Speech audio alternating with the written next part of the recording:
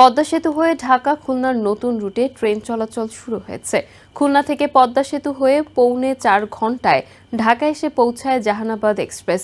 ট্রেনটি পৌঁছানোর আগে মঙ্গলবার ঢাকা কমলাপুর রেলওয়ে স্টেশনে ব্রিফিং করেন রেলপথ মন্ত্রণালয়ের উপদেষ্টা ফাউজুল কবির খান। এ সময় তিনি বলেন, যেখানে যাত্রী বেশি হবে সেখানেই গাড়ি থামবে, যেখানে রাজস্ব পাওয়া যাবে সেখানে রেলগাড়ি থামবে। ব্যয় কমানো না গেলে প্রত্যাশা পূরণ সম্ভব হবে না। দীর্ঘদিন ভর্তুকি দেওয়া হবে না বলেও হুঁশিয়ারি দেন তিনি। 2022 সালের 25 জুন পদ্মা সেতু উদ্বোধন হওয়ার পরের বছর 10 অক্টোবর রেল চলাচল শুরু হয়। তবে তা ছিল পদ্মা পার হয়ে ভাঙা পর্যন্ত। আগে খুলনা থেকে ঢাকায় আসতে 7 থেকে 8 ঘন্টা সময় লাগলেও নতুন রুটে দূরত্ব কমেছে 222 কিলোমিটার পথযাত্রা। মঙ্গলবার সকালে 12টি কোচে 553 জন যাত্রী নিয়ে ঢাকার পথে যাত্রা করে জাহানাবাদ এক্সপ্রেস ট্রেনটি। এ যাত্রায় অনেক দিনের স্বপ্ন পূরণ হলো দক্ষিণ পশ্চিমাঞ্চলের মানুষের।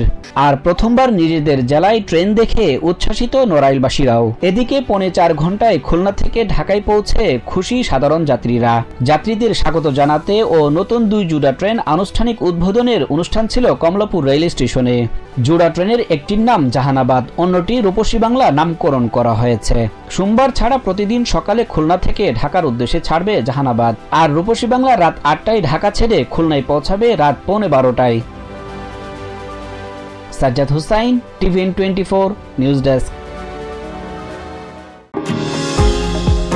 নিউ ইয়র্ক থেকে সম্প্রচারিত টিভিএন 24 টেলিভিশন বিশ্বজুড়ে বাঙালির কণ্ঠস্বর।